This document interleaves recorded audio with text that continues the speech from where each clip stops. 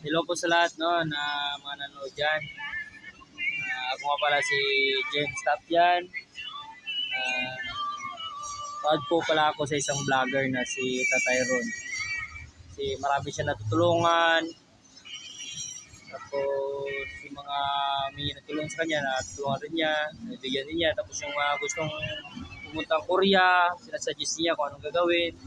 Kaya proud ako sa Tatay Ron. At yung isa pang proud ko sa iyo ay yun nga, yung hindi ka nagpo-promote ng sugal.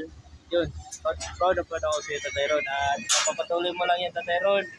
Ito po yung pala yung status namin ngayon. Nasa construction po kami ngayon. You know? So, kasi yung anak buhay namin, tapos ito lang yung alam namin trabaho, construction lang. Pero, ayos naman. So, ingat guys, ingat.